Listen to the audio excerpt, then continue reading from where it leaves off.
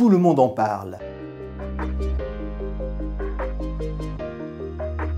L'heure des prédateurs, le dernier essai de l'écrivain Giuliano da Empoli, est une analyse glaçante du chaos global.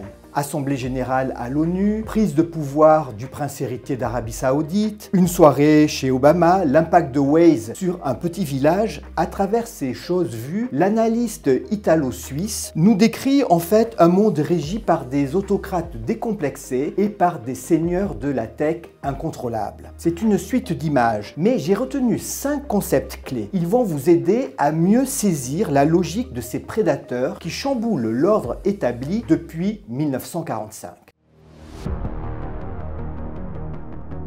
La première loi du comportement stratégique du prédateur, c'est l'action. L'action assoit la légitimité du pouvoir. L'action résolue du prince, nous dit da Empoli, constitue l'antidote de l'empêchement, de l'entrave, ce grand mal de nos démocraties. Mais l'action résolue ne suffit pas. Elle doit être irréfléchie. L'action qui répondrait simplement à la nécessité serait proche de l'acte d'un technocrate qui agit au nom de la contrainte supérieure. L'action irréfléchie, elle, est l'essence même du pouvoir parce que, écrit da Empoli, elle est la seule à même de pouvoir produire l'effet de sidération sur lequel se fonde le pouvoir du prédateur.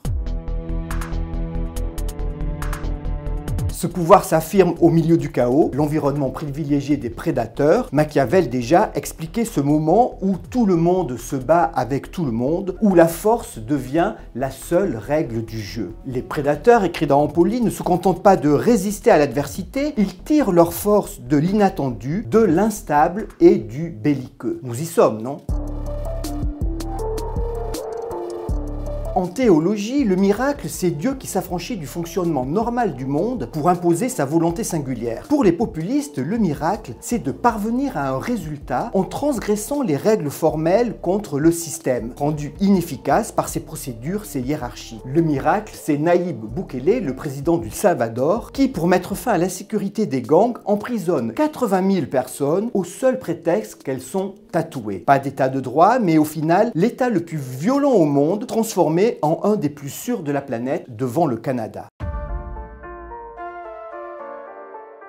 Dans la montée de ce chaos utile aux prédateurs, les réseaux sociaux jouent un rôle clé. Ils alimentent la conflictualité nécessaire à l'émergence du prédateur. On l'a vu avec le Brexit, on l'a vu avec les campagnes de Trump, de Bolsonaro ou de Milei. C'est ce que Giuliano da Empoli appelle faire monter la température.